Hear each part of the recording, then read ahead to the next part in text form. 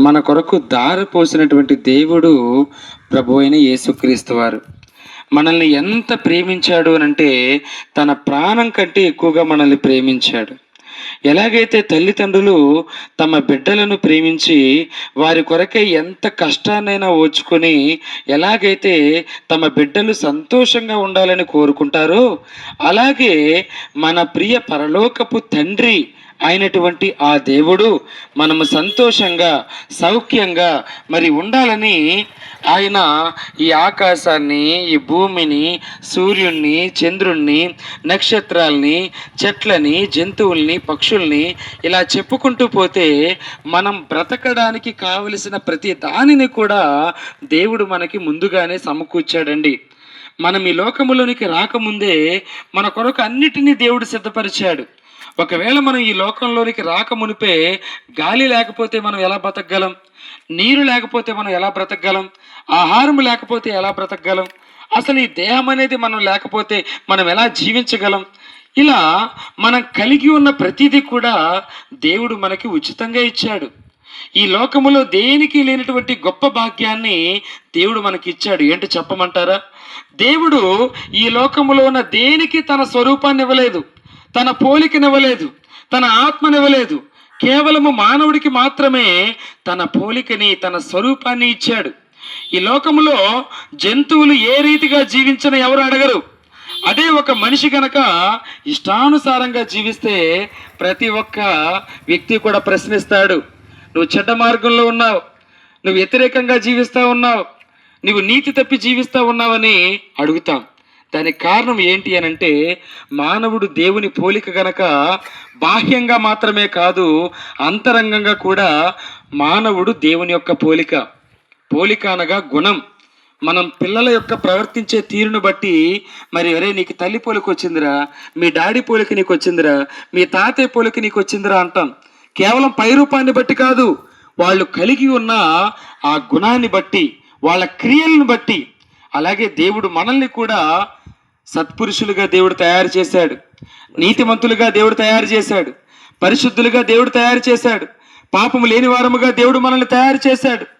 దేవుడు ఎలాగైతే నీతిమంతుడో, పరిశుద్ధుడో, పవిత్రుడో, పాపము లేనివాడో, అలాగే ప్రతి మానవుణ్ణి కూడా దేవుడు అదే రీతిగా కలుగు చేశాడు.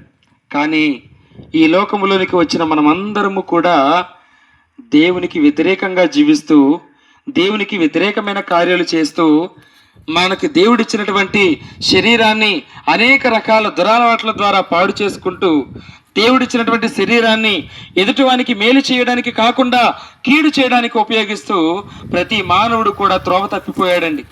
అందుకే బైబిల్లో ఒక మాట సెలవిస్తూ ఉన్నది, ఏ భేదమును లేదు, ధనిక లేదు, పేద లేదు, చిన్న లేదు, పెద్ద లేదు, ఆడవాళ్ళు లేదు, మగవాళ్ళు లేదు, ప్రతి ఒక్కరూ కూడా త్రోవ తప్పిన స్థితిలో ఉన్నారు. దేవునికి వ్యతిరేకమైన జీవితాన్ని జీవిస్తూ ఉన్నారు.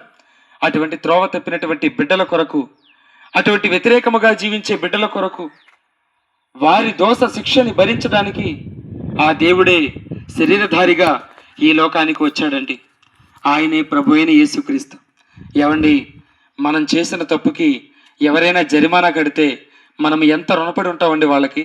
మనం చెప్తాం, మీరు చేసిన మేలు ఈ జన్మలో మనం మెచ్చిపోలేమని మనం వాళ్ళకి కృతజ్ఞతలు చెప్తాం. మరి దేవుడు ఎంత గొప్ప కార్యం చేశాడో తెలుసా? మనమందరము కూడా మనము జీవించినటువంటి చెడ్డ జీవితాన్ని బట్టి, చెడ్డగా పలికిన మాటల్ని బట్టి, చెడ్డగా చూసిన చూపులను బట్టి, చెడ్డగా నడిచిన నడతలను బట్టి, చెడ్డగా చేసిన చేతలను బట్టి మనమందరము కూడా త్రోవ తప్పి నరకానికి వెళ్ళిపోతా ఉన్నాం.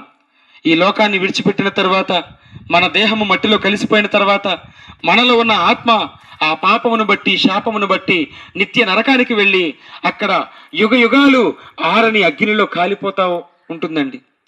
అటువంటి నిత్య అగ్నిగుండము నుంచి ప్రతి మానవుని యొక్క ఆత్మను రక్షించడానికి, విడిపించడానికి ప్రతి మానవుడి కొరకు యేసు ప్రభు వారు ఈ లోకానికి వెల చెల్లించడానికి వచ్చారు. అందుకే యేసు ప్రభుని అడిగితే, యేసయ్యా, పరలోకంలో ఉండవలసిన నీవు ఈ భూలోకానికి ఎందుకు శరీరధారిగా వచ్చావయ్యానంటే ఆయన చెప్పినటువంటి మాట, నశించిపోతున్న దానిని వెదకి రక్షించడానికి వచ్చానని యేసుప్రభు వారు చెప్పారు. మనమందరము మన అతిక్రమాల చేత, పాపముల చేత, దోషముల చేత నిత్య నరకానికి వెళ్ళి నశించిపోవలసిన స్థితిలో ఉన్నాం. అటువంటి మనల్ని రక్షించడానికి, విడిపించడానికి రక్షకుడిగా ఆయన ఈ లోకానికి వచ్చాడు. ఆయన ఈ లోకానికి రావడానికి ఒక పాత్రగా ఉపయోగపడినటువంటి ఆ యొక్క తల్లిగారు మరియ గారి దగ్గరికి వచ్చి ఒక దేవదూత చెప్తా ఉంది, తన ప్రజలను వారి పాపముల నుండి ఆయనే రక్షించును గనక ఆయనకు యేసు అని పేరు పెట్టు అని ఆ దేవదూత చెప్పాడు. యేసు అనగా రక్షకుడు, రక్షించేవాడు, విడిపించేవాడు, కాపాడేవాడు. మరి ఎక్కడి నుంచి విడిపిస్తాడు, ఎక్కడి నుంచి రక్షిస్తాడు, ఎక్కడి నుంచి కాపాడుతాడు అంటే పాపము నుంచి విడిపిస్తాడు, శాపము నుంచి విడిపిస్తాడు, నిత్య శిక్ష నుంచి విడిపిస్తాడు, నిత్య నరకాగ్రం నుండి కూడా ఆయన మనల్ని విడిపిస్తాడు. అందుకొరకు ఆయన చెల్లించిన వెల ఏంటి అని అంటే బంగారాన్ని ఇవ్వలేదు, వెండిని ఇవ్వలేదు, ధనధాన్యాలను ఇవ్వలేదు, డబ్బుల్ని ఇవ్వలేదు, భూముల్ని ఇవ్వలేదు. తన ప్రాణాన్ని మన కొరకు విమోచన క్రయధనముగా ఆయన ఇచ్చాడండి. మనకి జరిమానా కట్టడానికి ఎవరన్నా డబ్బులు ఇవ్వచ్చు, బంగారాన్ని ఇవ్వచ్చు, వారి ప్రాణాన్ని ఇవ్వమంటే ఎవరు ఇవ్వలేరు. కానీ యేసు ప్రభు తన ప్రాణాన్ని నీ కొరకు నా కొరకు ఆ కలువరి సిలువలో దారపోశాడు. నా చెడు నడతల కొరకు ఆయన తన కాళ్ళలో మేకులు దించుకున్నాడు. నా చెడు చేతల కొరకు ఆయన తన చేతులలో మేకులను దించుకున్నాడు.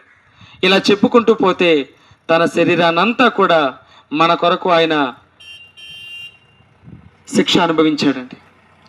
అలా యేసు ప్రభు వారు ఈ లోకానికి వచ్చి కలువరి సిలువలో తన ప్రాణం పెట్టి మరణించి సమాధి చేయబడి 3 రోజుల తర్వాత మరణాన్ని జయించి ఆయన తిరిగి లేచాడండి.